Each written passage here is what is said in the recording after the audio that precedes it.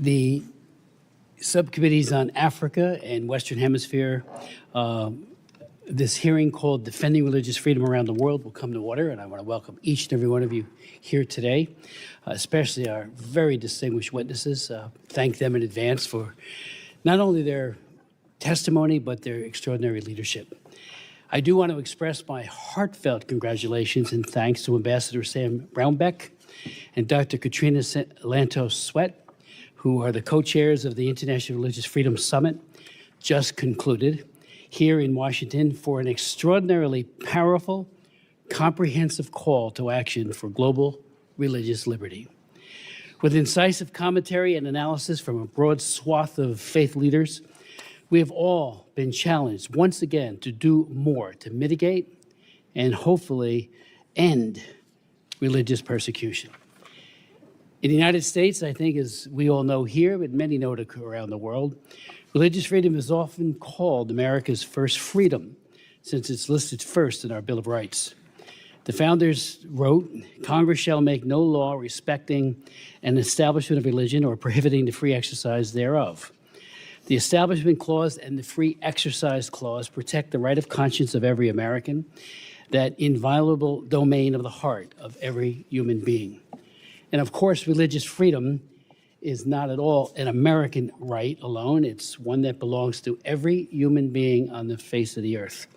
Yet all around the world today, religious persecution is festering and exploding.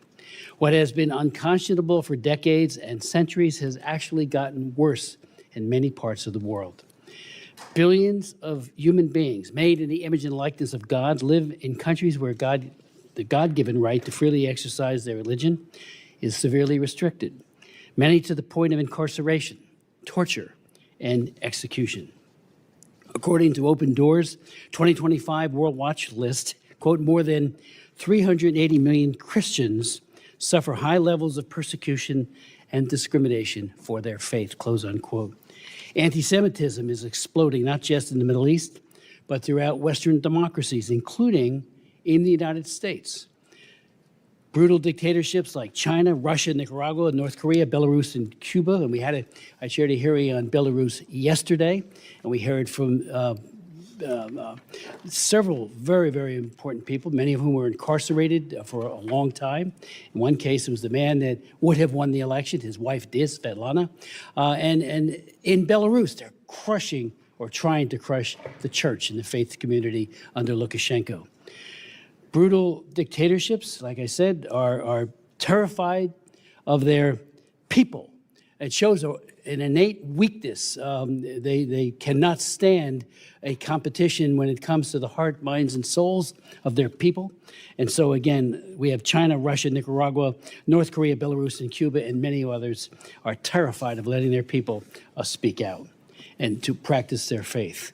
In many other parts of the world, authorities heavily restrict independent religious activity that does not accord with strict Islamic law. For example, in Afghanistan, in Iran, Pakistan, and in many parts of Nigeria, which have death penalty blasphemy laws, and unfortunately, increasingly in Syria, where under the new authorities, Christians, Kurds, Yazidis, Druze, and Alawites are facing increasing religious violence.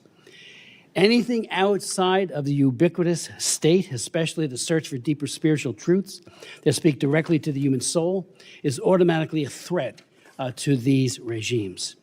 In China, and I do chair the China Commission, and I've been on that commission for years and worked on that for many, many years, as has Sam Brownback.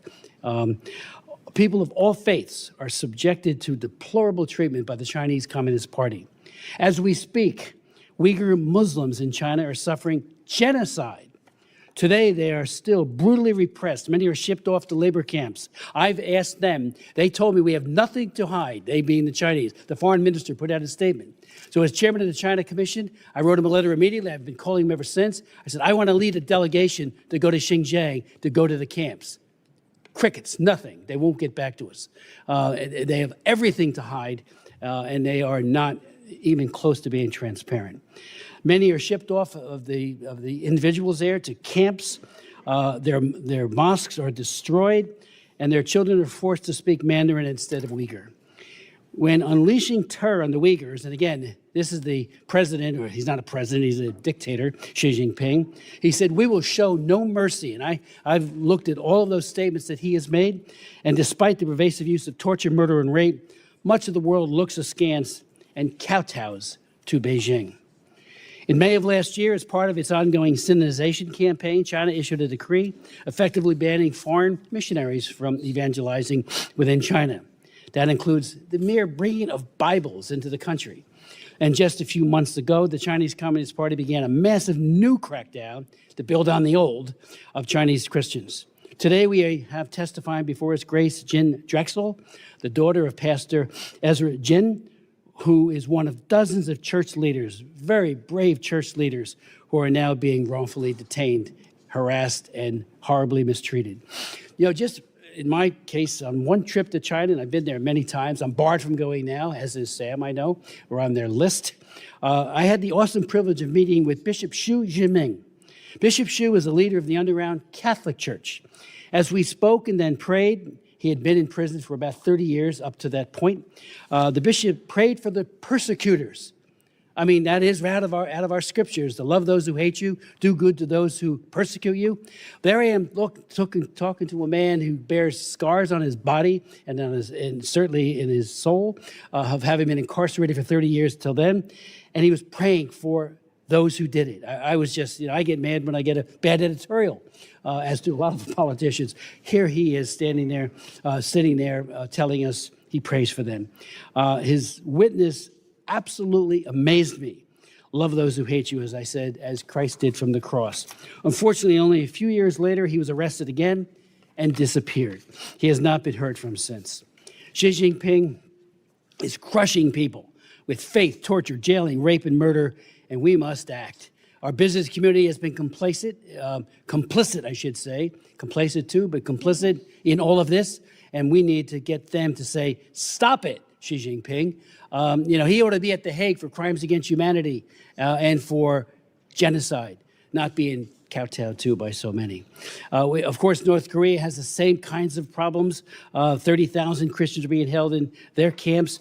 And then on the topic of Nigeria, President Trump's country of particular concern designation in October was necessary, long overdue, and bold. In his first administration, with the strong backing of our ambassador at large, Sam Brownback, President Trump recognized that the mass killings by Boko Haram, ISIS West Africa, and armed Fulani terrorists against Christians in the Middle Belt, which are clearly motivated by ethnic and religious animus, meant Nigeria's met the need for being designated CPC and was so designated. Genocide Watch has called Nigeria a killing field of defenseless Christians. And now, the International Religious Freedom Act, brilliantly written by our former colleague, Frank Wolf, a true champion of religious freedom. And that bill was opposed vigorously. He got it passed into law in 1988, and it has made a major difference globally, including now in Nigeria. We can't take our eyes off of that. I just want to say to my colleagues, to all of us, I'm deeply concerned that Nigeria has hired the K Street lobbying firm, DCI, to the tune of $9 million, $750,000 a month. And a Nigerian billionaire, has entered into a $120,000 a month contract with Valcor to influence Congress and the executive branch. And Ambassador, you know as well as I over these many years, because you have fought this fight. They hire these firms, they come up with their very well-written talking points to say, nothing to see here. Whether it be Haiti, China does it better than anyone else, or worse really is what it is. We saw it with Romania. I remember during the years of Nicholas Ceausescu, and I led the effort on that along with Frank and you, Sam, Mr. Ambassador. And they always had these lobbying firms that said, Ceausescu's a good guy. He has all these churches that he has opened. He was torturing Christians. And the book that got me into religious freedom myself was Tortured for Christ by Richard Wurmbrand, who talked about the duplicity and unfortunately, how these firms are just so good at advocating for their client. Well, advocate for freedom and religious end to religious persecution. I have many other things I'd say, but I want to cut it off here. And I do want to thank, again, all of you for being here. I'd like to yield to my good friend, Ranking Member Jacobs, for any comments you might have. Thank you, Mr. Chairman. And thank you, all the witnesses, for testifying before the subcommittee on this important topic. Freedom of religion or belief is a fundamental human right. This right is universal, and it must be applied equally to everyone, no matter what religion or belief they practice, or if they practice none at all. No country should get to cherry pick what religions they favor, or use religious freedom, religious persecution, or even a crisis like the rise in anti-Semitism as a shield to discriminate or as a weapon. So while I'm glad that the Trump administration has supposedly shown its support for this issue, I'm concerned this interest will be shallow and narrowly confined to only a small subset of religious freedom issues that match the demographics of their political base. But I hope the administration proves me wrong. They can start by actually investing in their own institutions, staffing, and toolkit to make this a priority, comprehensive, and enduring. For one, we still do not have a nominee for the ambassador-at-large position. And Secretary Rubio downgraded the Office of International Religious Freedom by putting it under the Bureau for Democracy, Human Rights, and Labor, rather than keeping it as its own independent office. The department has yet to release the 2024 Annual International Religious Freedom Report that was due last May, and it's already behind in writing the 2025 report that is due in a few months. This administration has also completely gutted this toolkit that could help religious freedom defenders around the world. As part of its foreign assistance review, the administration cut millions of dollars worth of foreign assistance related to international religious freedom. For example, Freedom House has reported that the administration terminated its Asia Religious and Ethnic Freedom Program that was supporting 4,000 members of religious minority groups facing discrimination and persecution, including Christian minority groups, Uyghurs, and others. And another U.S.-funded NGO shared with my office that cuts left 400 cases of religious freedom defenders in limbo. This means that this organization could no longer provide life-saving assistance to Afghan women who bravely ran for public office following the U.S. withdrawal, or Iranian journalists who were reporting on human rights violations by Iran's regime, or Nicaraguan journalists who have been arrested and forced into exile by the regime, and many, many more. And as I brought up during last year's Nigeria hearing, despite the administration's apparent interest in addressing conflict and religious tensions in Nigeria, it has cut hundreds of millions of dollars in foreign assistance to Nigeria, including assistance to faith leaders and to communities experiencing violence in the Middle Belt. For example, Secretary Rubio terminated a conflict resolution program, community initiatives to promote peace, that trained religious and tribal leaders in northern Nigeria, which was already showing to be extremely effective at reducing violence in communities. The violence in Nigeria is complex, affecting both Christians and Muslims, and the drivers of this violence are multifaceted and cannot be reduced to a single framing. In fact, oversimplistic narratives can further inflame religious tensions in communities. And yet, it is clear that President Trump only cares about Christians in Nigeria, and his only real action to address this problem, military strikes over Christmas, have not even done anything to materially help those communities. So far, it seems to me the administration's interest in religious freedom only goes so far, and it mostly applies to the plight of Christians abroad. But again, I hope the Trump administration proves me wrong and takes the steps I outlined to start prioritizing religious freedom abroad. And I hope today we can have a more nuanced conversation that discusses the freedom of religion or belief more comprehensively, and that addresses many communities in need of support, from Uyghur communities in China to Tibetans to the Rohingya in Myanmar to religious minorities in Iran and elsewhere. So I look forward to hearing from all of the esteemed witnesses today to better understand the state of international religious freedom and how the Trump administration can truly champion this issue. Thank you, Mr. Chairman. I yield back. Chair recognizes the co-chair of this hearing, and I want to thank Maria Salazar for her leadership. She has been an amazing human rights leader in the Western Hemisphere and for religious freedom, and I yield such time as you may consume. Thank you very much, and I do want to commend you for putting together this hearing and for the witnesses to coming to testify, and to you, Chris Smith, for being such a great champion of this topic that is so dear to us, religious people, and to the Western Hemisphere. As the chairman of the Western Hemisphere subcommittee and within the House Foreign Affairs Committee, it's a pleasure to be here and to be talking about what's happening in our part of the world. And thank you once again.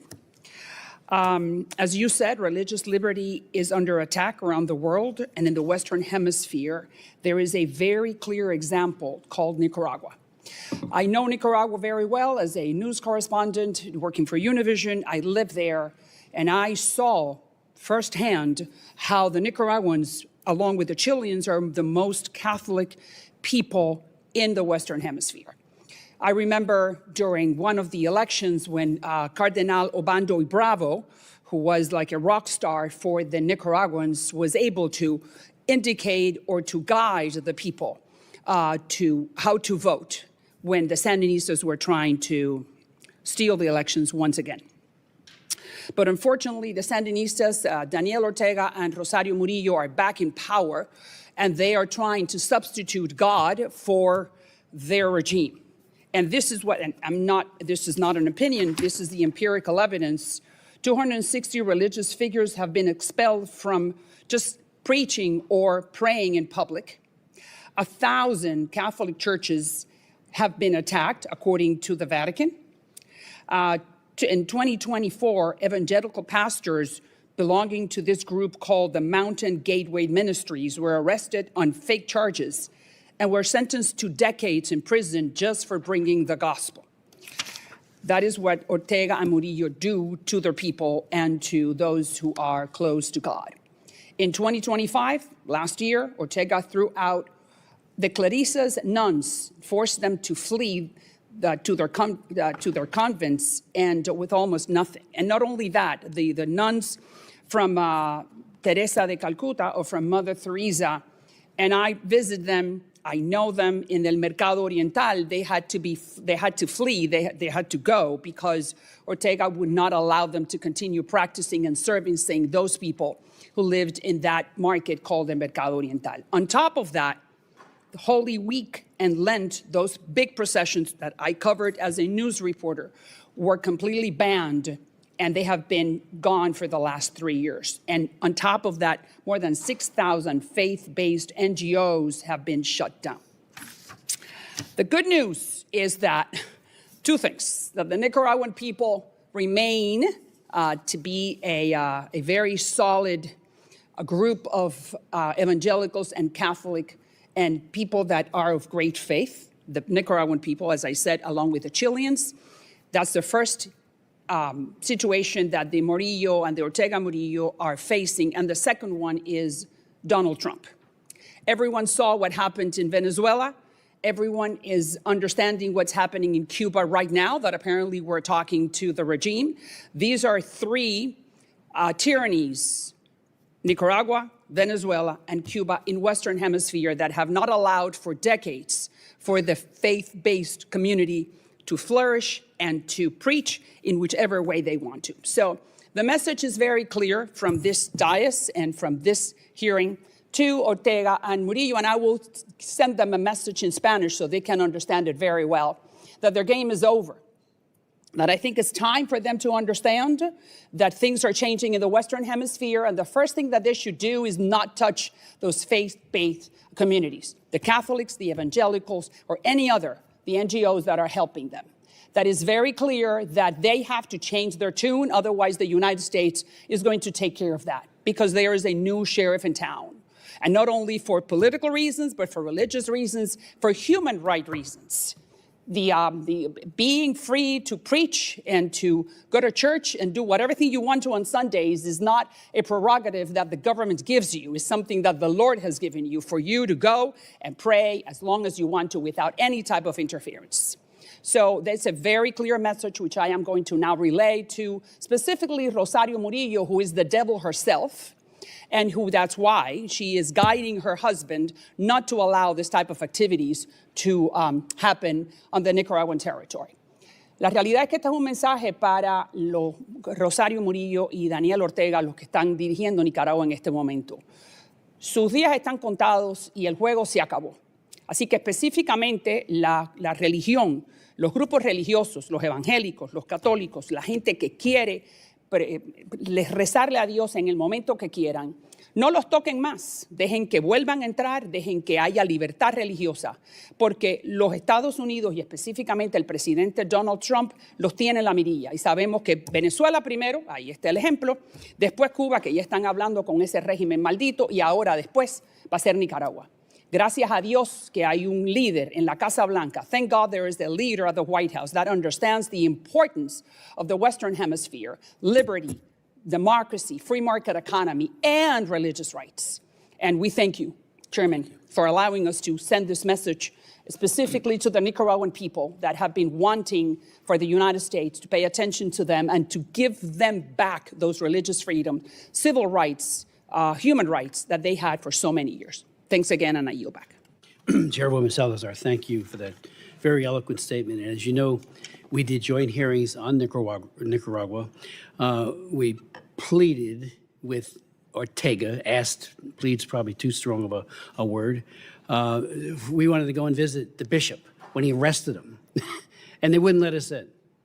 Where was he? I mean, and we did the same thing with the political figures who were all arrested. So he had no opposition, he being Daniel Ortega, during his election, which was a farce, if ever there was one. Mr. Castro. Thank you. And thank you to our witnesses for being here today to speak on such a critical issue, the defense of religious freedom around the world. Let me begin by reaffirming a foundational truth. Religious freedom is universal. It's not the domain of one faith, one region, or one political party. It's a right that belongs to everyone, regardless of whether they are Christian, Muslim, Jewish, Hindu, Buddhist, or belong to no faith at all. And U.S. foreign policy should reflect that principle clearly and consistently. Unfortunately, under this administration, we're seeing something very different. Unfortunately, the White House has increasingly pursued a narrow, exclusionary vision of religious liberty, one that prioritizes Christian concerns to the near total neglect of other persecuted groups. Last February, President Trump issued an executive order vowing to, quote, eradicate anti-Christian bias in foreign policy. Discrimination against Christians, where it exists, should certainly be something our foreign policy confronts. To do so when we ignore anti-Muslim violence or the repression of indigenous spiritual traditions is religious favoritism, not religious freedom. In April, the State Department ordered its diplomats to report any instances of anti-Christian bias. Are similar efforts being made on bias against practitioners of other faiths? The answer is no.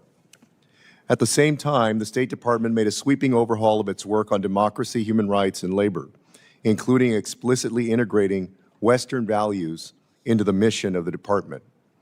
When I asked them how they defined Western values, the administration defined it as based on Christianity and Christian theological concepts. This is clearly unconstitutional and in violation of the First Amendment to the Constitution of the United States. Meanwhile, persecuted minorities across the globe have been abandoned. The administration has deported members from religious minority communities in Iran back to a regime that imprisons and tortures people of faith. It has all but halted public advocacy for the Uyghur Muslims of Xinjiang, ignoring clear evidence of mass internment, forced sterilizations, and religious repression. And it has withdrawn U.S. support for accountability mechanisms for the genocide of the Rohingya, a Muslim minority in Burma, whose suffering has largely disappeared from the administration's vocabulary. Worse, the administration has revoked temporary protective status for Burma and stated that it's safe for persecuted Rohingya to be sent back to the country that has tried to exterminate them. This selective silence is not accidental. It reflects a deliberate shift in priorities, and it undermines both our credibility and our moral authority. It also is in stark contrast to how previous administrations, including the first Trump administration, approached the international religious freedom issue. And despite the rhetoric and prioritization of Christianity, the administration has prioritized other interests over protecting Christianity. How else do you explain the spectacle of tomahawk strikes in Nigeria in the name of protecting Christians while cutting assistance that would actually address discrimination against religious communities? Or the administration's dismissal of persistent challenges that Christian communities in Palestine face from Israeli settler violence and restrictions by the Israeli government. Christian churches in Israel and the Catholic Church in Gaza have been bombed. This hearing was initially intended to have a witness from the State Department, former U.S. Representative Mark Walker, who is now the principal advisor on global religious freedom. Instead, at the last minute, the department notified us that Mr. Walker would not testify. The Office of International Religious Freedom has a serious mission to integrate religious freedom into the United States foreign policy. However, increasingly, the administration has refused to send State Department witnesses, even for Republican chairwomen and chairmen.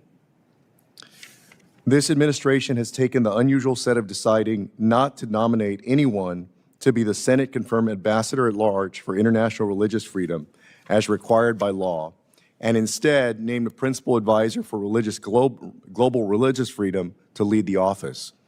This raises serious questions. The law is clear. The ambassador at large has the responsibility to serve as a principal advisor to the president and the Secretary of State on matters of international religious freedom. The administration is over a year late on releasing the annual religious freedom reports and has not designated countries as countries of particular concern, apart from Nigeria, as required by law. Given these deep concerns with the administration's embrace of Christian nationalist rhetoric and the status of the State Department's efforts on international religious freedom, Mr. Walker should be in one of these seats here today, testifying in front of this committee. And Mr. Chairman, I hope that we'll be able to schedule that hearing with Mr. Walker soon. I yield back. We do have a very distinguished group of people who will testify, beginning with Ambassador at Large, former Ambassador at Large Sam Brownback for religious freedom. In the first Trump administration, prior to that, he was governor of the state of Kansas. He was a United States senator and a congressman, so he can't hold a job. He had all three, and he did a magnificent job in each and every one of them. I would point out that when many of us were concerned about what the Janjaweed was doing in Darfur, Sam Brownback, Darfur, he was the first lawmaker to do so. I followed a year later, and Frank Wolf, was, but Sam was there, and he helped crystallize international and American opinion about the genocide that was taking place under Bashir in Khartoum. So, Sam, that was an amazing and brave undertaking on your part, and I can't thank you enough, because we all then coalesced around you and began working overtime on that. So I thank you for that. He does serve as co-chair of the International Religious Freedom Summit, and as I mentioned, Dr. Lantos Sweat, also co-chairs with him, and together in a bipartisan way and in a way that I think makes a huge difference, had virtually every faith denomination imaginable at this summit to really reach out to try to say, what can we do to try to stop this this terrible repression. We will also then hear from Grace Jin Drexel. She is the daughter of Pastor Ezra Jin, arrested in October of 2025 as part of a brand new, of course, ongoing under Xi Jinping, but a sweeping crackdown of independent Christian churches in China. Ms. Drexel has spoken out publicly numerous times to advocate for her father's release and for countless others detained by the CCP for their faith. She has previously worked as a professional staff member of the Congressional Executive Commission on China, and she now works in the United States Senate. Thank you for being here. Then we'll hear from Stephen Schneck, who served as chair of the U.S. Commission on International Religious Liberty from 2024 to 2025, the commission, USERF. He was appointed by President Biden twice.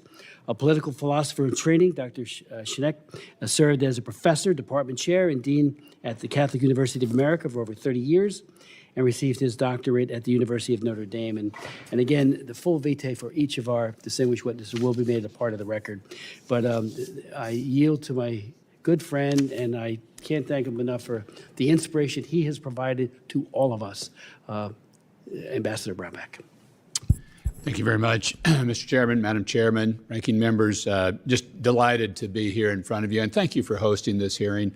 We just finished up a two-day Religious Freedom Summit where we had people from over 80 countries, every major and most minor religions there. It's all centered around one theme, religious freedom for everybody, everywhere, all the time. My co-chair is here, Dr. Lantos Sweat. It's just a fabulous individual personally, and then also a legacy of Tom Lantos's daughter, and she carries that fire on and just does a spectacular job. Mr. Chairman, members of the committee, we are seeing something unprecedented really right now in the world, and I've been in this work in this space for some period of time. There's an alliance of nations that's emerged that see religious freedom as the greatest internal threat to their dictatorial control. This alliance of communist, authoritarian, totalitarian regimes will literally stop at nothing to control people of faith. They see people of faith as a threat. They often they will attack them first, and the people of faith are the ones that will be first attacked and the last ones left standing. This also represents an opportunity for us. If we will look at religious freedom not as some sort of side humanitarian issue or a human right, a boutique human right, but would see it as a major global security issue. This represents the best tool, I believe, that we have to go at these regimes and to attack them in return. And you just look at how much they spend on controlling their people of faith, it should tell you something that that's an area we should look in. Communist China will spend billions of dollars this year alone to suppress every faith that exists in that country. They'll suppress the Uyghur Muslims, they'll suppress the Tibetan Buddhists, they'll suppress the Christians, and they save their greatest anger and bile for the Falun Gong, domestically grown group. We should see them as our greatest ally. These are people behind enemy lines that will stand up to the regime, that will stand up to the oppressors, because they overcome their fear with their interior faith. They will fight, even if it means their life. And often it does mean their life. The amount of Christian killing around the world is at an all-time high for Christendom. And that can be repeated. I could repeat that statement for a number of faiths now. Why? Why now? Why is this so much at this point in time? But that the community of faith has become the target of this dark alliance that we're facing off against, and China's the puppet master behind all of it. They have developed and invested billions of dollars in creating the most sophisticated surveillance technology mankind has ever known by far. And then they freely share it with other dictatorial regimes that are willing to use the same tools.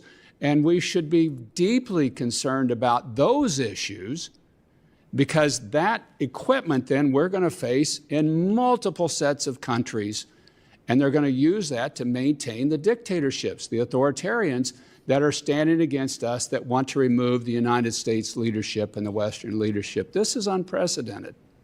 It is really unprecedented, and it's a dark hour.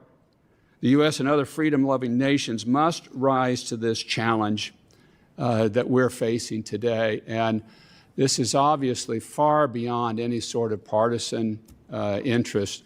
We heard people in various countries represent and talk about this at our summit the last 2 days, and I could give you 100 different examples of every faith community that you would want to hear about of this. In a quick survey of some in the world, you'll see Moscow. I mentioned China. You see Moscow is allied with Russian Orthodox Church leadership. I don't go with the Russian Orthodox membership, but the leadership, working with it to persecute other faith traditions inside of Russia, and certainly in the occupied territories that they have of Ukraine. Vietnam is oppressing its Christian population and disfavored Buddhist communities, even though in a country like South Korea, we've seen out-of-favor Christian groups and the leader of the Unification Church have recently been jailed by the government. Japan has some similar limitations. Iran's Shia clerical hierarchy is persecuting harshly and lethally all other faiths, especially targeting Baha'is, Christians, and Jews in Iran, and even attacking Muslims of other schools of thought. In Pakistan, we see the Ahmadi Muslims are often violently attacked, as are Christians attacked there. Nicaragua, the chairwoman has mentioned, and knows it very clearly, kicking out Catholic and evangelical clerics. And in a move reminiscent of the old Soviet days and the former Cold War that we're entering a new war, you cannot bring a Bible into Nicaragua now. Well, I thought that tactic had been left 30 years ago, but it's back, and they brought it back in Nicaragua. The new administration in Syria is purging religious minorities, threatening and killing them. These groups must be allowed to maintain their own security forces, or I guarantee you today a genocide will happen in Syria like happened in Iraq to the Yazidis and Christians. And this is a particularly important moment for Syria, for us, to say that these minority communities must be allowed to protect themselves, because if they don't, you will get a genocide will happen in Syria of these minority communities. Burma is seeing increased Christian persecution along with the ongoing Rohingya genocide in that country. Early warning signs of a Muslim on Christian war are brewing across Africa. This one's going to be a big one, ladies and gentlemen, if we don't get out ahead of this. It's starting in that Lake Chad region, but it will spread throughout that continent. Nigeria is now the deadliest place on the planet to be a Christian. At the same time, the Nigerian government is seeking and receiving support from countries I've previously named: China, Russia, Turkey, and Saudi Arabia. I wonder why. In India, communal violence against Christian and Muslim communities is increasingly commonplace. Many other cases of persecution exist as well. North Korea has no religious freedom at all, none. The same is true of Eritrea and Afghanistan, where a number of people fled after the Taliban came back into power. Saudi Arabia continues to be the only country on the planet without a single church, an ally of ours. Religious persecution is actually a symptom of a closing world, a new iron curtain against faith, drawn not just against nations, but against conscience itself. Its antidote is religious freedom, a medicine we must insist upon before it's too late. Religious persecution is not an isolated human rights concern. It is a warning sign that freedom itself is under siege. When regimes crush faith, they are rehearsing the suppression of every other liberty that follows. History teaches us that appeasing these repressions does not bring stability. Instead, it invites greater aggression and deeper violence. We know this. On the other hand, religious freedom is a stabilizing force, a catalyst for civil society, and a foundation for lasting peace. Mr. Chairman, Madam Chairman, ranking members, the United States has both a moral authority and strategic interest. And I really want to drive that point, because this is actually a very strategic issue we must embrace, and we might need to lead on this issue. We must insist on religious freedom consistently, unapologetically, and urgently before the space for belief and dissent and human dignity closes further for everybody, and before the cost of inaction becomes far greater than the cost of leadership. Thank you. Thank you so much, Mr. Ambassador. Grace Jin Drexel, the floor is yours. Thank you so much, Congressmen and women, for this opportunity to testify and share my story. My name is Grace Jin Drexel, and on October 10th, 2025, my father, Pastor Ezra Jin, was arrested by the Chinese authorities along with 27 other pastors and church leaders from Zion Church.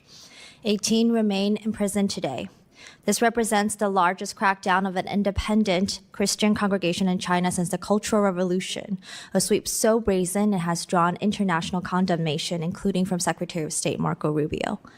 Many were seized in front of their young children, and my father and several older leaders suffer from health issues, and we fear for their well-being.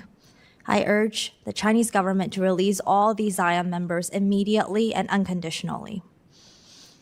My father founded Zion Church in 2007 with the simple mission to remain faithful to the scripture and to serve families and communities.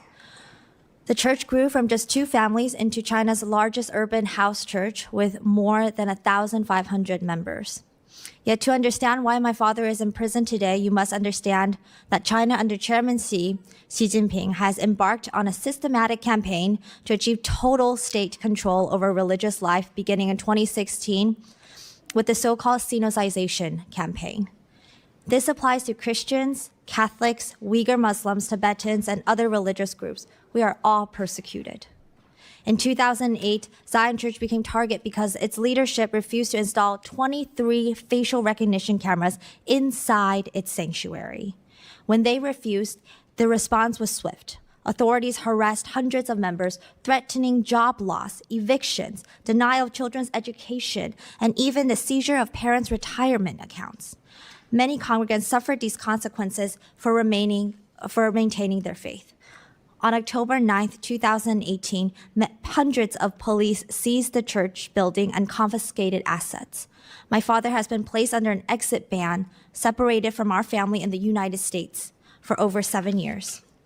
Yet even repression cannot extinguish faith.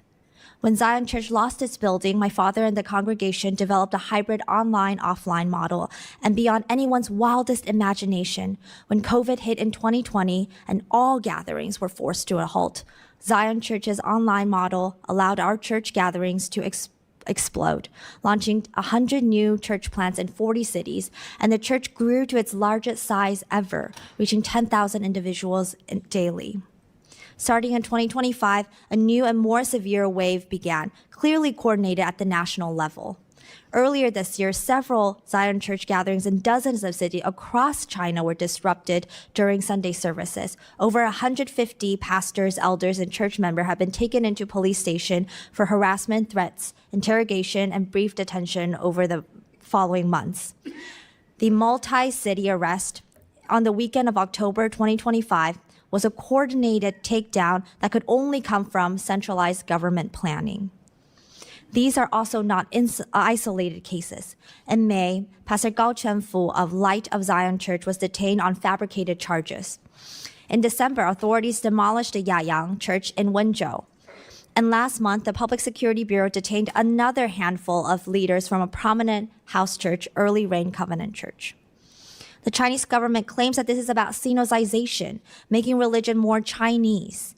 Yet this is propaganda designed to obscure repression. Let me be clear. Chinese Christians have been Chinese for generations. We use Chinese Bibles translated by Chinese scholars. We sing indigenous hymns composed by Chinese believers. Our house churches were led by Chinese pastors. My father is Chinese. His congregation is Chinese. Sinicization in practice means removing crosses and replacing them with portraits of Xi Jinping and Mao Zedong. This means replacing hymns with propaganda songs. It means rewriting scripture to sermons to align with party ideology. It means facial recognition cameras monitoring who is worshiping. And it means the government selecting church leaders and dictating theology. What they actually mean is a complete subordination of religious life to Communist Party control. The partification of religion is more apt. Church leaders detained in recent months are not opposed to legitimate government authority. The churches seek to enrich society and live by the principle of rendering unto Caesar's what is Caesar's, but they cannot render unto Caesar what belongs to God alone. They ask only to be free from the party's control over sacred matters. Like faithful Christians everywhere, they hold firm, thou shalt have no other gods before me. Since I began advocating for my father, my family has experienced transnational repression. China's practice of threatening critics beyond its borders. My mother received threatening phone calls from individuals impersonating federal agents. Her tires were slashed inside her garage, and I've been watched and followed in Washington, D.C.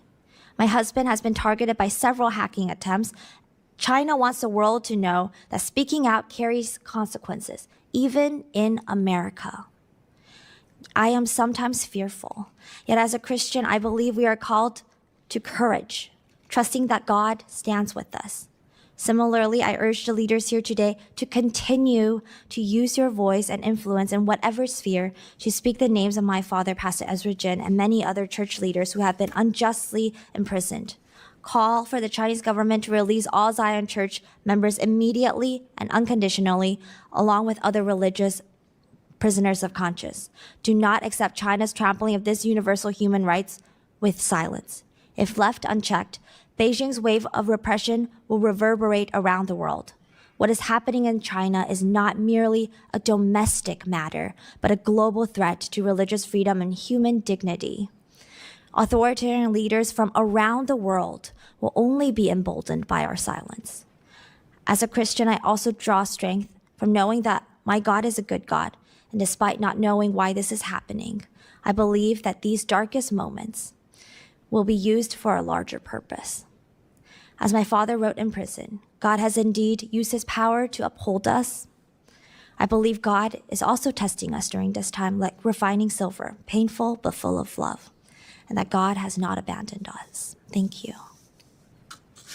Thank you so very, very much. And your father would be so proud as to how you so tenaciously advocate for his freedom and the freedom of all those who are unjustly detained. So thank you so much.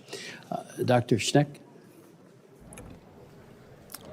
Thank you, Chairman Smith, Chairwoman Salazar, Ranking Member Jacobs, Ranking Member Castro, and distinguished members. It's a privilege to be here to testify on these important matters. Since my written testimony is extensive this morning, I will just make some critical points. Most importantly, as you just heard from Ambassador Brownback, we face an unprecedented global crisis for freedom of religion. Many millions of people around the world are being denied the freedom to practice their faith and are persecuted because of what they believe or what they don't believe. The crisis is inseparable from the retreat of liberal democracy and the global rise of authoritarianism. The crisis is also driven by the political weaponization of religion by religious nationalism. Likewise, it is associated with the erosion of the multinational world order based on human rights, international laws, international organizations that has been led by the United States and its allies since the end of the Second World War. And that erosion is a key factor in the increasing number of failed and failing states unable to protect the religious freedom of their citizens. Distinguished members, since 1998, the United States framework for protecting and promoting international religious freedom, international freedom of religion or belief has been the IRF Act. That bipartisan act, drafted amidst the triumph of liberal democracy and the multinational world order following the collapse of Soviet communism, reflects more than ever the vision that is today needed to promote and protect religious freedom around the world, holding up as it does the ideals of universal human rights, international law, and international cooperation. I worry, however, that the current administration may be looking for a different approach. Let me be specific about my worries. First, international religious freedom has been subordinated to a transactional foreign policy, which emphasizes bilateral deals and economic leverage over values-based diplomacy. Too often, we see governments with poor records on freedom of religion around the world, freedom of religion, facing limited pressure when they are viewed as strategic partners. Effectively protecting freedom of religion around the world depends on what was once called nation building. I believe nation building has few advocates currently. Second, as of this writing, the State Department has not yet released last year's 2024 IRF report, now nearly a year overdue. Ostensibly, the 2025 IRF report should be released in May, but will it? Moreover, the administration has not made its designations of countries of particular concern, special watch list, or entities of particular concern. And President Biden's 2023 designations have, of course, now lapsed. Let me note as well that 2 Republican seats on the U.S. Commission on International Religious Freedom have remained unfilled for more than a year. Third, at variance from the IRF Act, it appears the administration will not name an ambassador at large for international religious freedom. While I welcome the appointment of former Congressman Walker as principal advisor for global religious freedom. Without the title of ambassador, the authority of that office is unclear. Likewise, it is unclear at this time if a special advisor for international religious freedom on the National Security Council will be named, as is outlined in the IRF Act. Fourth, institutional support for advancing religious freedom has been uneven. While senior figures enthuse about international religious freedom in speeches, the issue has not consistently translated into coordinated action across the State Department, National Security Council, and foreign assistance agencies. Where religious freedom mechanisms do exist, they often lack sufficient authority, staffing, or integration into broader foreign policy decision-making. DOGE cuts decimated many important programs and staff supporting international religious freedom. Finally, the administration's approach has focused overmuch on religious freedom interests of particular religious constituencies, especially Christians. Although Christians face really unbelievable persecution in many regions, freedom of religion cannot be construed to mean only a subset of approved religions. International religious freedom, as defined in human rights law and treaties to which the United States is a signatory, is universal. Selective advocacy undermines both effectiveness and legitimacy. Distinguished members, the prescient vision of the framers of the IRF Act recognized the responsibility of the United States to lead the international community in promoting and protecting freedom of religion or belief. Today, that freedom is in crisis around the world. Millions are persecuted for what they believe or what faith they practice. Given the current crisis, the United States must rededicate itself to the vision of the IRF Act. Thank you. Thank you. Chair recognizes Chairwoman Salazar. Thank you to the three witnesses, and specifically to you, Madam Drexel. May the Lord help your dad while he is in jail and to endure whatever he's going through. May the Lord give him, strength, and you know how noble and laudable the fact that he is in jail because of his faith and his religious beliefs. So our prayers go out to him. And to Ambassador Brownback, I love what you said about the fact that one of the best tools that the Chinese are using in order to maintain themselves in power and to repress people is by taking away their rights to preach or to go to church or be in the faith-based space. So I would like you to share with us, how much are the Chinese spending? Who are they sharing that technology with? Has that technology arrived, let's say, in Nicaragua or in the Western Hemisphere? Can you just expand a little bit more on how, you said that they have the best surveillance technology to repress religious freedoms in the world. So that means that they have brought this to scientific levels where people forget God in order not to die. So please, thank you. Thank you for the question. And literally, it's a war on God. That phrase came out at our summit this week, and I thought that's actually what's taking place. There's a whole psalm on that says God laughs, but I'm not laughing. I've got a book coming out in May on this, on China's war on faith. When the book had been written, and it's at the publishers now, it was in 80 countries, the various surveillance technologies and various iterations of it. Under Chen Quanguo, just a brief history, Chen Quanguo was the party chairman over Tibet initially 20 years ago. He's the guy that they first sent to implement these sort of techniques of suppression of a religion. They did it on the Tibetans first. He was so effective, they moved him to Xinjiang, which is East Turkestan, the Turkish people population, and said, this is going to be tougher, and they gave him more money. And he combined old and new techniques there, both a digital gulag, and they've actually had gulags in prison camps. They've now transitioned to labor camps.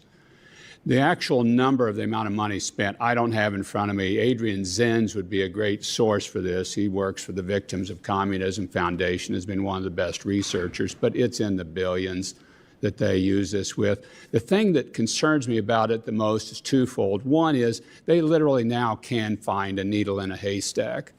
They can find that one person out of 100,000 that will actually lead people against a regime that's driven by their faith. They can pinpoint that person and get him or her. The second is the ability to target ideology. Now you can really drill in and teach people the lie on a very effective, targeted basis. So you get these two together and then you give them to a whole bunch of other authoritarian regimes. They can take out the problem and they can drill in the lie to people on a broad basis. And no new technology needs to be invented. That's why I'm saying that we really have got to act on these things now. But you act through these people that are people of faith and back them. Have the Vice President, the Secretary of State, go to Dharamsala, India, and meeting with the Dalai Lama and saying, we are behind you guys. Bring the head of Falun Gong, the gentleman that brought Falun Gong out, who is now exiled in the United States, bring him here and laud them for what they have done in standing up and trying to bring ancient Chinese civilization back. Recognize that Tibet has never been a part of China. It has not. There's a book just out now. It came out last week. NED backed it. It's 1,100 pages, all off of Chinese imperial records that say Tibet is not part of China. And the only sourcing is Chinese imperial records. It's not a part of China no more than Kazakhstan was a part of Russia. Sure. And East Turkestan is not, these are not Chinese. I think we've really got to start just pulling the layers off and calling it what it is. What about the Western Hemisphere? What type of influence have you seen from the Chinese brought to, and then with that? Ortega got much worse when he walked away from the relationship with Taiwan that Nicaragua had and embraced PRC. I don't know that money he's getting. I am certain he's getting money. And that's when they started really going after the Catholic Church. And what about technology besides the money? Any new technology that you have seen in Nicaragua that you haven't seen, or any other part of the Western Hemisphere that you did not see before being used to really repress to scientific levels? Yeah, I don't have the specifics that I can give you on that today. I know the relationships are there. I know that has changed attitudes, because the Ortegas used to be kind of okay with the Catholic Church and the evangelicals. They're not anymore. Thank you. I yield back. Ms. Jacobs. Thank you, Mr. Chairman. So I want to start first with our foreign policy toolkit. Over the years, USCIRF has included in its annual recommendations to support civil society in countries of particular concern to promote religious freedom. I agree with this recommendation. Unfortunately, the Trump administration's foreign assistance review terminated millions of dollars worth of programs supporting defenders of religious freedom. Dr. Schneck, can you share what you've observed over the years as the U.S. has supported religious freedom defenders abroad, whether it's in Afghanistan, Iran, Burma, elsewhere? What kind of impact does this have on religious freedom globally?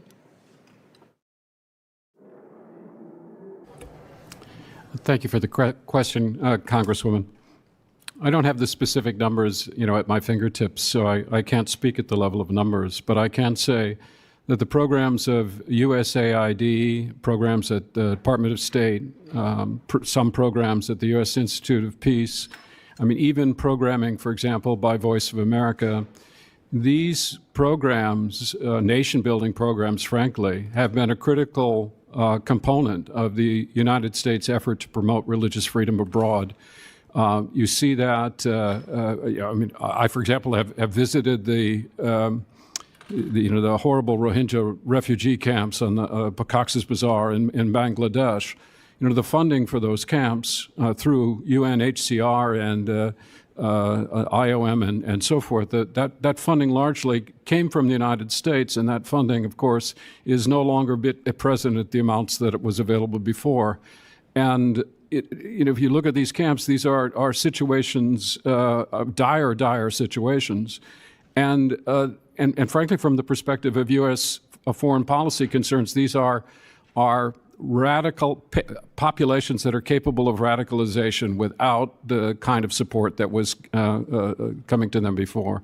So around the world, I use Bangladesh, I use this camp in Bangladesh as an example. So around the world, the funding that the United States government has been providing for humanitarian assistance, for the development of civil society, for the promotion of interfaith relations, that money has largely withered and dried up as a result of the DOGE cuts, that we've seen. And so I'm very concerned about what that means for, for the future of our efforts in those areas. I appreciate that. I want to turn now to Nigeria. Our subcommittee has held multiple hearings over the past few years on the topic. As you know, in November, President Trump threatened to deploy the U.S. military, quote, guns a-blazing, into Nigeria to completely wipe out the Islamic terrorists there, stating that if we attack, it will be fast, vicious, and sweet.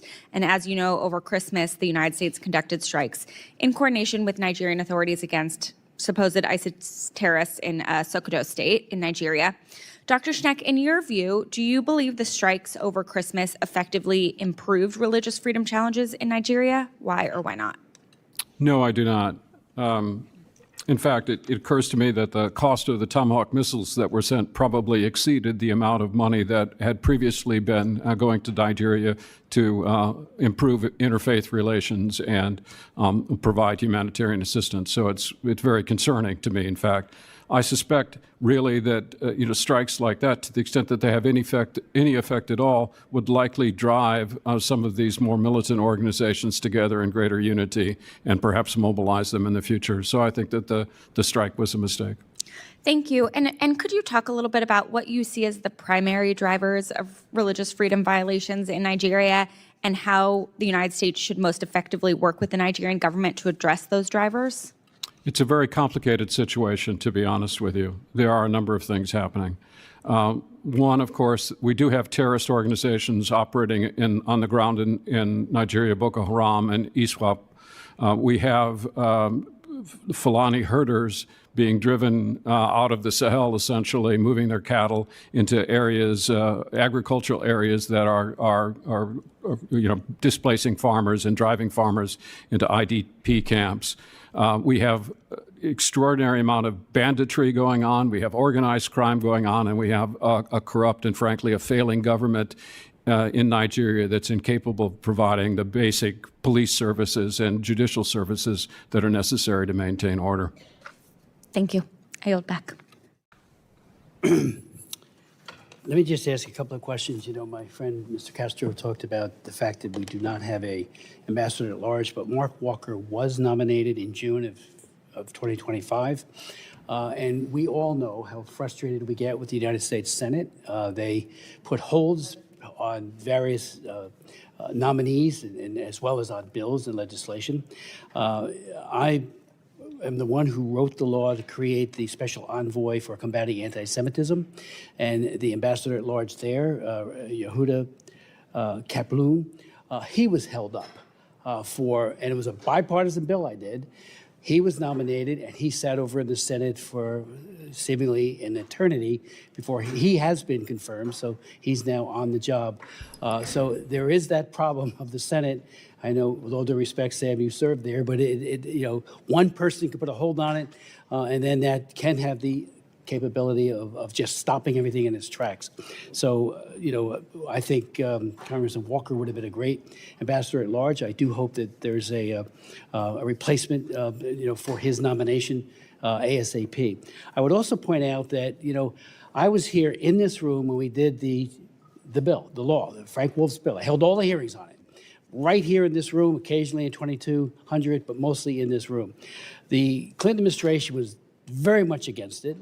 But thank God he signed it. At the very, very end, it was like, some of his advisors, I'm sure, said, this is a good thing.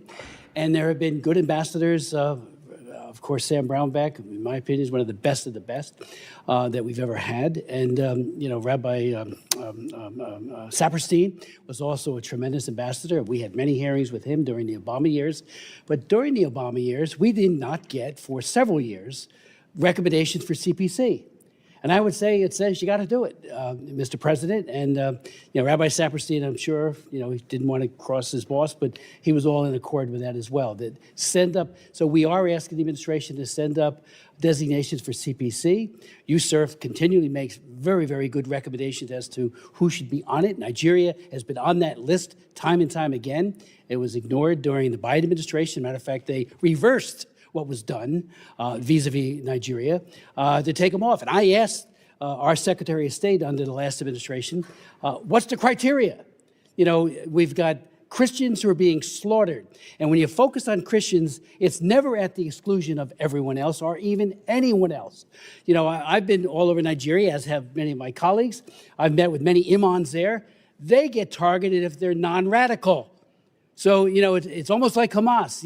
You wonder why it's a child soldier factory, because when you're very young and being inculcated in terrorism, you then act on it, but, try fighting against it, in that closed space. Same way, and I had imams tell me, and I'm not going to name them because they'll probably be firebombed if I do, by Boko Haram and by others, that if they speak out, they will be firebombed just like the Christian churches. I went to 5 churches that were firebombed in Jos, Nigeria, with the bishop there, Kegama. And when I talked, and he was there with many of these survivors, they were targeted because they were Christians. Ditto for the Fulani. Anyone who doesn't think, there are other mitigating or other circumstances contributing to it, but there's no doubt that there's a bias and a hatred for Christians by radical Muslims, by jihadists, not by non-radical. I worked very closely with a number of leaders in Nigeria who were Muslims when they were at the United Nations, and they were tremendous people. One guy named Sarki, who was just a tremendous number 2 over at the embassy. We know that, but we got to call out the bad guys. And when you get Open Doors, which has itself, they have stood up for Christians all over the world, particularly in the Soviet Union. I remember working with his founder, who wrote, God's. He used to bring Bibles into the East Bloc and into the Soviet Union. Sam, all of us, we speak out for every one of the groups, every single one of them, with no exception. And I resent when anybody suggests that we do otherwise, because we don't do otherwise. We believe that Christians need to be, I've had 107 congressional hearings on human rights in China. We've had them on Tibetan Buddhists. We've had them on the Falun Gong. I had the first resolution on the Falun Gong, because we all know, and it passed in the House, because they were being targeted by the Chinese dictatorship for elimination. But we can't leave out the Christians. And that's been part of the problem. They have been left behind for far too long. There was this was Rabbi Saperstein, a good friend, really a tremendous leader. He went to Vietnam, and there was a pastor, Pastor Chin, who was incarcerated from 2011 to 2017.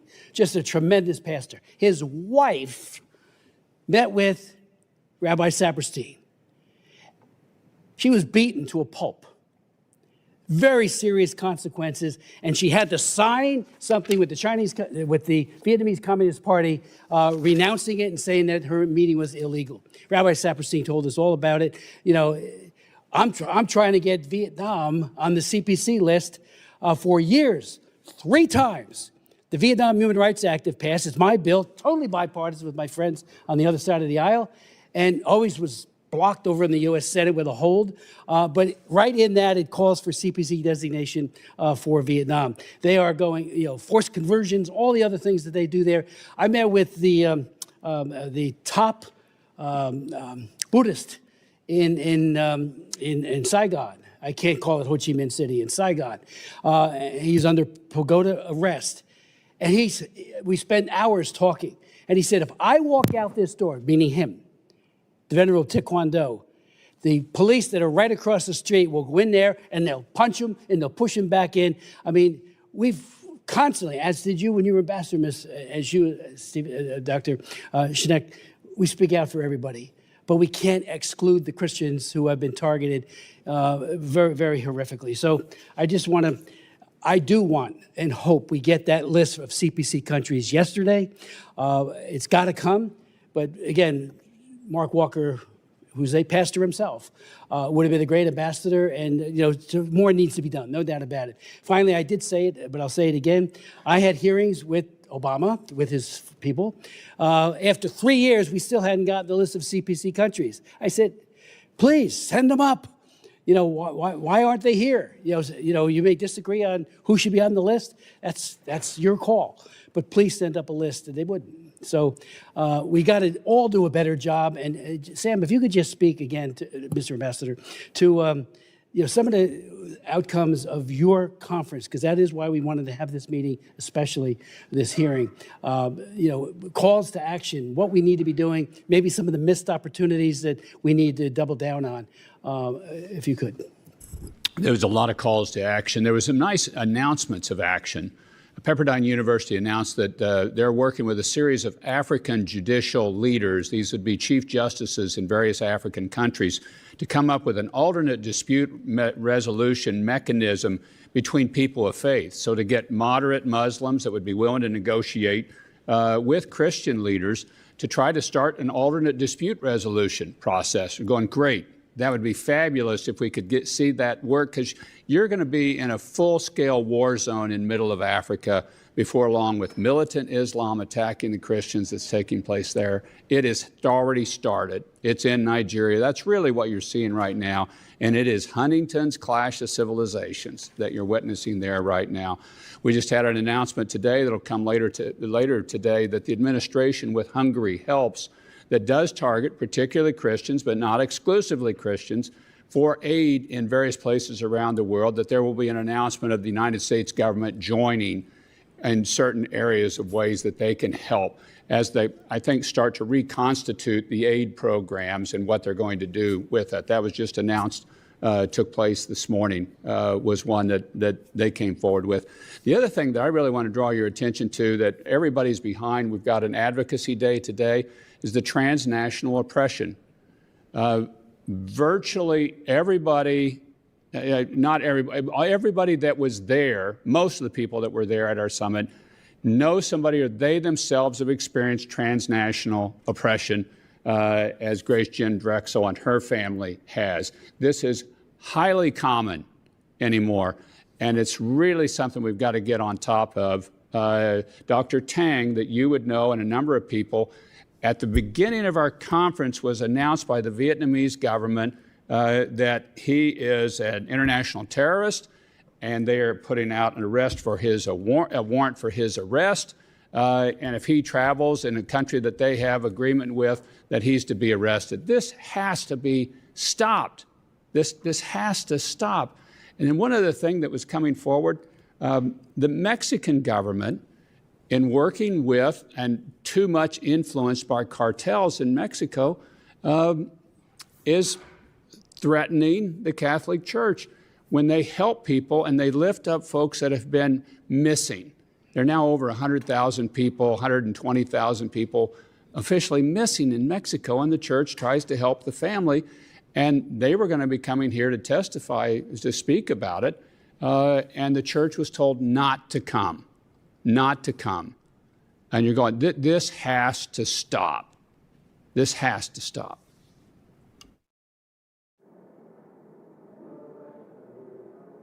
Mr. Castro. Ambassador Brownback, the International Religious Freedom Act requires the State Department to publish an annual report on international religious freedom. I want to ask you, you used to lead the effort to compile and publish these reports. Can you walk us through how important they are and why they're essential? They are an essential report. It's the primary factual setting and basis for much of the world on religious persecution that's happening throughout the world. I believe the administration will get it out soon. It isn't unusual, Representative, for it to be late. That's a pretty common thing. It was due on March 1st. What's that? It was due on March 1st of 2025. I know, and we used to see it'd be late, 6 months, a year. I'm not excusing it. It needs to get out. I hope it will get out soon, and it's an important document. All right, thank you. Dr. Schneck, I had a question for you. For the last few years, I've been concerned by increasing pressure on the Christian community in Palestine, including in Jerusalem. Christian communities have been attacked by extremist settlers, often wearing the IDF uniform, or at least supported by IDF as they're committing these acts. Land controlled by churches in and around Jerusalem have been threatened by legal action. And as I mentioned earlier, the one Catholic church in Gaza has been bombed. And I've spoken with members of the Catholic, American Orthodox, and Greek Orthodox communities who tell me the situation has not improved. By no means are Christians facing this challenge alone, this threat alone. Palestinian Muslims and others face similar challenges to their continued presence in Palestine and the continued practice of religion. So how should the United States approach this situation?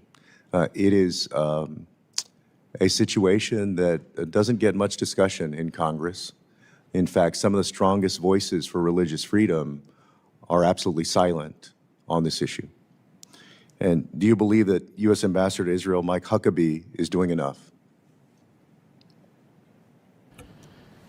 Thank you for the easy question, Congressman. It's just recently the Christian patriarchs of Jerusalem, in fact, issued an extraordinary statement indicating their great concern about the situation, facing Christians, particularly in the Jerusalem area and areas in which settlers have a significant presence. So I'm, of course, very familiar with the situation as it relates to the Christians there, and I know, like all of us, about the I think it was the shelling of the Christian church the Catholic Church in Gaza during the IDF's operations in that area. I do think that it's complicated to talk with an important ally like Israel about the situation where we find Israel itself not being sufficiently active in protecting the rights of minority religions within its territory. But if we can't talk to our allies, if we can't make policies to deal with our allies, then how can we say that we're speaking truth to all of the other powers around the world? I think among friends, these conversations need to be had and need to be serious, and we need to make a statement. As for Ambassador Huckabee, I don't know enough specifics about his actions to say. Sure. No, and I appreciate that. And we have made efforts over the years to combat anti-Christianity around the world, anti-Semitism, as we should, around the world.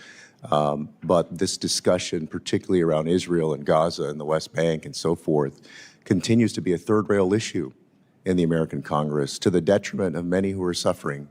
I think that we should be able to speak about religious freedom around the world, including in Israel and every other nation. So with that, I yield back to you. Mr. Shreve. Thank you, Mr. Chairman, and I appreciate the expertise and time from our witnesses. I am a new member this term from Indiana. Other freshman members to either side of me. I am not an expert in this area. I haven't applied my career in this space as many of you have, and as some of my colleagues behind me do. I represent a district in the middle of Indiana that extends into a number of rural counties, ag counties, but people would be surprised to learn that in my home county, I've got 35,000 Burmese Chin neighbors, many of whom left Burma in the 70s, persecuted Christians, mostly Baptists, that cannot go home, and that very much remain threatened. And these are neighbors in my backyard. We think of them as citizens, neighbors, friends, but they're refugees in that they are disconnected from their families, and those families remain prosecuted. Burma is on the CPC list, and it has been for a very long time. As a new member, I had the opportunity to go to Nigeria 6 weeks ago. Representative Jacobs and Representative Huizenga, who were with us earlier, were on that trip. Edifying for me, sobering in the sense, in part, that 36 hours after we left, missiles came into the country. I met Nigeria's president, Christian. His wife, the First Lady, is on the Hill today. So, you know, it's a diverse country. Was on the CPC list in the first Trump administration, off in the Biden administration, I believe, Dr. Schneck, back on again. My very candid, not leading question for any of you is, as I look at the way that the CPC designation works, or moreover doesn't seem to me to work, if I look at the very long-term challenge with folks in Burma, as I see that designation added, removed, added again this past October in Nigeria, what's the appropriate potential escalation tool that our government can use, bring to bear with countries that clearly don't respect religious freedoms from within? Let me thank you for raising the Burmese situation, because I think this is one that's underviewed and needs to really be addressed a lot more. And the Burmese are being attacked, and now they're not only being attacked by the military junta, they're being bombed by Chinese planes as China pushes its way into the Indian Ocean. So this is now a strategic issue. I think it's fine. We should use CPC. We need to put that out. But until you put some bite into it, until you get a hold of the money or you use weaponry or something, most of these dictators, they just gonna thumb their nose at you. So you really have got to go at them, use Magnitsky sanctions against the individuals. You need to use targeted sanctions against the government, ones that hurt the areas that the government controls and not others. And then I think you just need to make them really a pariah in the international sphere. Interestingly, in Xi Jinping's parade of dictators that he had in the country last year, he had, 23 dictators. Burmese military junta was there. And, if that doesn't tell you something just right on the surface, but you got to grab something they actually care about. During Bush era, we had a series of sanctions that we'd put on Burma that were pretty effective, and I think those ought to be put back on. If I could add, unfortunately, the CPC designation, as all the designations, really end up being little more than name and shame. We really need to think about connecting real sanctions with the CPC designation. Ambassador Brownback mentioned the Magnitsky Act. Sanctions of that level connected to the CPC, I think, would be an important addition. Thank you. My time's expired. I appreciate those responses. Will gentlemen yield just briefly? The beauty of the IRFA bill, as you know, and Frank Wolf was genius in doing this, and including setting up the corresponding organization, or USEF, so that there'll be a check and a balance, was to have first a designation and then the meting out of sanctions, which unfortunately, no matter who's in the White House, have been lackluster. I'm happy to say, vis-a-vis the Nigeria situation, there is now conditionality on aid. Half of it is held back to try to get some compliance with the principles, but there's 18 or so, starting with a simple démarche, but also very serious sanctions that are there in the quiver that could be used, and we're hoping that they will be used.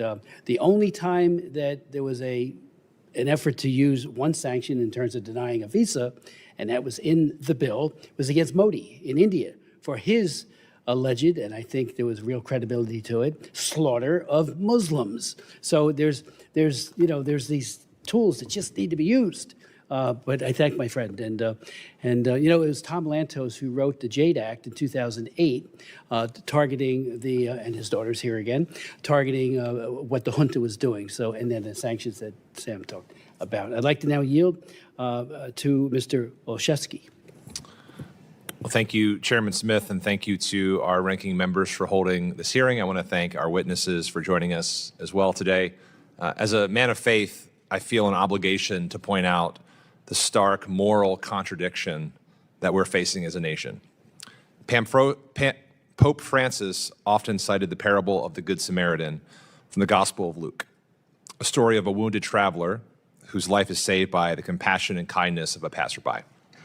That story captures a vision of a church whose first instinct is to bind wounds, lift the fallen, and stand with the vulnerable. It's a vision that I believe is embodied by the new Pope, Pope Leo, who served among the poor in Peru. For me, that parable is not a metaphor. It's a call to see that every child vulnerable to disease, every mother denied basic health care, every refugee without clean water, as that wounded traveler. Our mission to alleviate suffering must be rooted in compassion, in service, and a deep moral responsibility to love our neighbor just as Jesus did, no matter where they live, what language they speak, or what religion they profess. That's why I believe religious freedom cannot be separated from our lived experiences. A community that is starving, a health clinic that is shuttered, a generation of children denied quality education is a community where extremism, instability, and persecution is much more likely to take root. While we're discussing religious freedom around the world, we do so against the backdrop of an administration that has slashed the very foreign assistance that helps keep vulnerable religious minorities alive. Reports indicate that the administration has destroyed food and other essential supplies that could have been distributed instead to those in need. An independent study co-authored by UCLA warns that U.S. foreign aid cuts may lead to more than 14 million additional deaths globally by 2030, including 4.5 million children under the age of 5. These are children of God who will die of diseases we know how to prevent, mothers lost in childbirth, and families devastated by illnesses that could have been treated with basic medicine. Medicine, in some cases, that we have now destroyed. If we take the call to be Good Samaritans seriously, we must understand that our policy choices can either bind wounds, as Jesus did, or walk past them. Dr. Schneck, I want to open with you. We know that many churches, mosques, and other faith communities overseas are the ones running those clinics, caring for the sick and comforting families.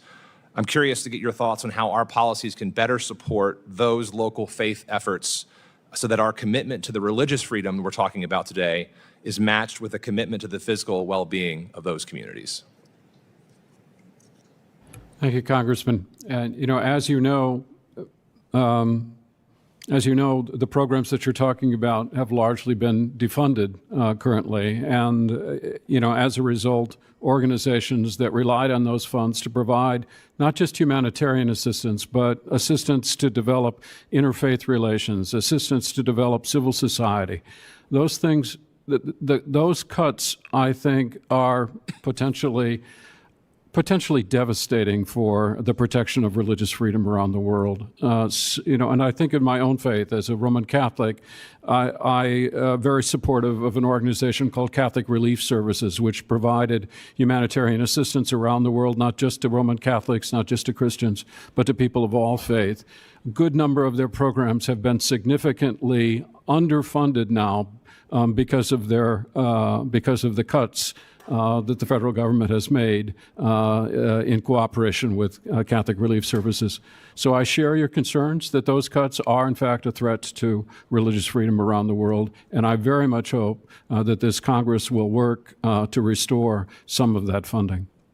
I appreciate that. I know that my time is winding down, but I guess I'll just close by reinforcing, for me, I find myself wondering how, for me as a follower of Jesus, as other religions with similar beliefs, how are we letting that example and letting those faith examples be a guide for how we approach caring for vulnerable people beyond our borders. And I think that this conversation is important, but it's also not happening in a vacuum. And we have to sort of look at the whole person if we want to be able to address this critical issue. And I thank you all for your testimony and for your work in this space. And I yield back, Mr. Chairman. Thank you.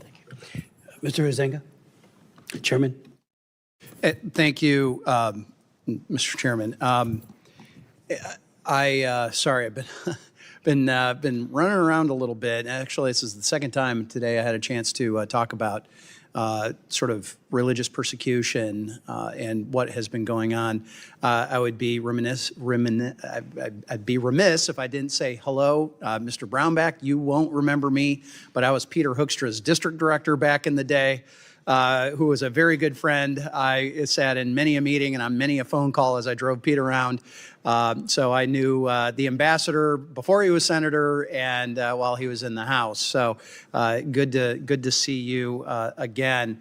And I appreciate your work over the years that you have done. I want to hit on, very briefly, I want to hit on Syria. And then I would like to also touch on Nigeria. And if we have time, Tibet and Nepal, actually, and Cox's Bazar are that situation. Those are all fall under my purview as chair of South Central Asia subcommittee on the Foreign Affairs Committee. So, to Syria here, in the context of mass violence against Druze, Alawites, Christians, Kurdish communities in Syria, following the collapse of the Assad regime and the emergence of a fragmented HTS-aligned governing authority. I'm curious, sorry, in my mind it's still Senator, but Ambassador, I'll start with you. How would you assess the current religious freedom conditions in Syria? Very problematic, very troubling, and if we don't get it right, we're going to have a genocide. I think you have to allow those communities to have their own security. They have to be able to provide their own security. Or you're going to set up for a genocide just like we did in Iraq when we didn't provide that for the Yazidis and the Christians. You had a genocide a few years later. So right now is really key that the United States press the Syrian government, this government that's in place right now. One Syria, we're not talking about breaking Syria up, but the people there, the Druze, the Alawites, the Christians have to be able to provide their own security. You have to be able to be in charge. And currently they're not allowed. What's that? And currently they are not allowed? Not in most of the areas. Now, some they are, and the Kurds need to be. The Kurds are our best allies. We've got to keep standing with the Kurds. They will protect religious minorities, and they need to be able to have their own security. That to me, is something we have to push as a U.S. government, and you got to do it now while it's still an active issue. Many of us struggled a bit, quite honestly, with the repeal of the 2019 Syria Civilian Protection Act. I did vote yes, with the proviso that we would be doing robust oversight. And fortunately, our full committee is going to be taking a closer look at the post-Assad Syria in a hearing next week. So please continue to give us that feedback. And my general take is to take the Ronald Reagan trust but verify and maybe expand it. I would say in this case, sort of trust and definitely verify, because I think we have not seen a very good track record. So Nigeria, I want to speak briefly, and I happen to lead the delegation that was there December 19 through the 22nd. I wouldn't recommend trying to get to Nigeria over the weekend, but we did it. But we had to because of what was going on. And I'm curious, what measures have you seen the government of Nigeria take to address religiously motivated violence against Christians, especially in the Middle Belt? I may have a little different view of that strike than my colleague who was on the trip as well, and I appreciated her input and her time with that. But what do you think the impact has been so far in lowering the threat level? I really appreciate the attack in that it got Nigeria back on the agenda. The Christians have been getting killed now for years. It definitely got their attention. So you finally got their attention. I do not trust this Nigerian government. They've broken their long-standing way of doing a practice where they would have a president that was one faith, Muslim or Christian, and a vice president of the other faith. When I first went over and traveled there, you had a president that was a Muslim and a vice president Christian trying to balance it. This one said, nope, we're both Muslims, and they're behind the Fulani. Now, they will say no. President Tinubu is Fulani. Or, I'm sorry, Rabadu, the head of the NSA, is Fulani. I don't believe Tinubu is Fulani. I not only trust but verify, but you've got to now go at putting systems in place to where the Christians are going to be able to be protected themselves, or the states can provide that protection instead of the federal entity. Again, it becomes back that fundamental security issue. And this government has not given us any reason to the Nigerian government to trust them. My time has expired. I appreciate this. I was hoping to get to Tibet and Nepal, and Dr. Schneck had mentioned Cox's Bazar. But I appreciate your work. And Ms. Drexel, please send our regards to your father and all those that are under the thumb of the CCP and their efforts to quash those of religious belief. So with that, Mr. Chairman, I yield back.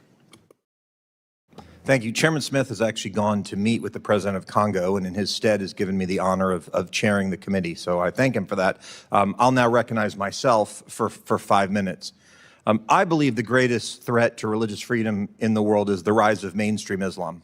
And I call it mainstream Islam because I think we're calling it radical Islam as an attempt to minimize the threat that it exists. The radical Muslims are the ones who don't want to kill us. They do exist. Not all Muslims are bad, but I think that we use that to minimize the threat. And I believe it's the largest threat because it is religiously motivated. When China or Russia or other countries persecute religions, they're doing it in the pursuit of political power. When they no longer believe it is good for them to get political power, they will stop. Whereas the rise of mainstream Islam is based on religion. It is a belief that is deeply held and is why we have to fight it. So and by the way, we see this threat in the United States. The leading civil rights organization for mainstream Muslims in the United States, the Council on American Islamic Relations, argued in the state of Texas that 3 Muslim children had the right to attempt to destroy a Christian church because they were practicing their First Amendment rights. That is how they tried to get them out of being criminally prosecuted.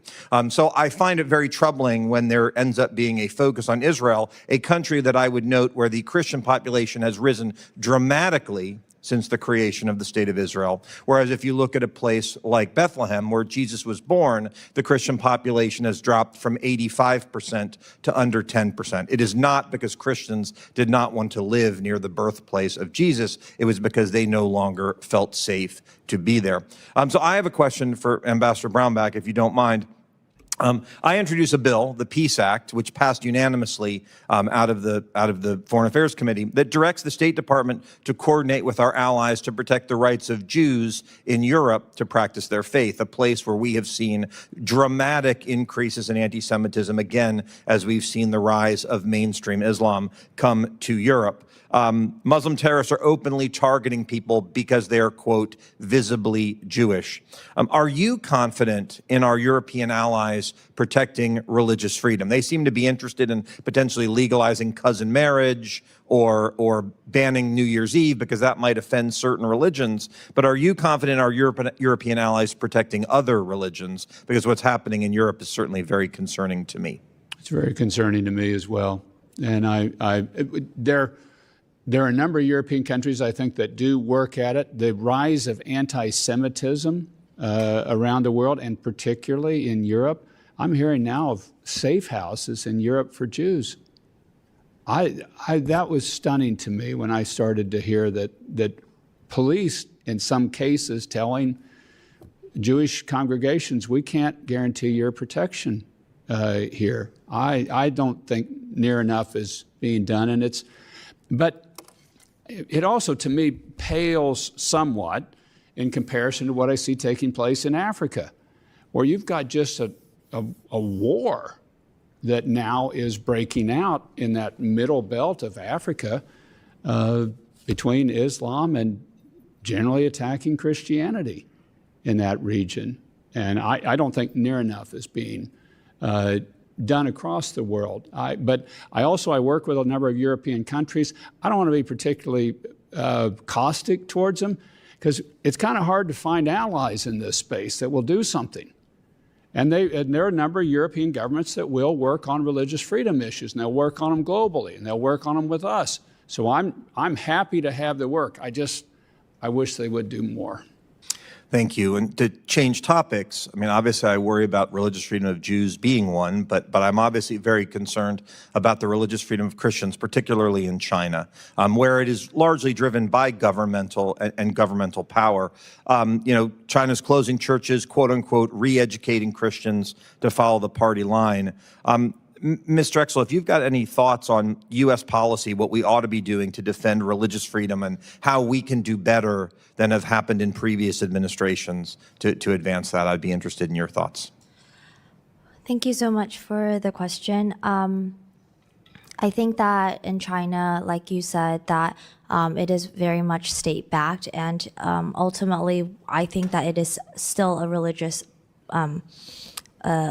in some ways motivated. Just Xi Jinping wants to be God in this instance, and I think that I've seen many diplomats from this administration and congressional support from both sides of the aisle to support the situation with my father and so many other Christians that are being detained currently, and I'm very thankful. And I think that this has been tremendously encouraging. The fact that Secretary Marco Rubio mentioned my father's case by name 2 days after the detention really set a strong signal, and I think that we should continue on that type of pressure.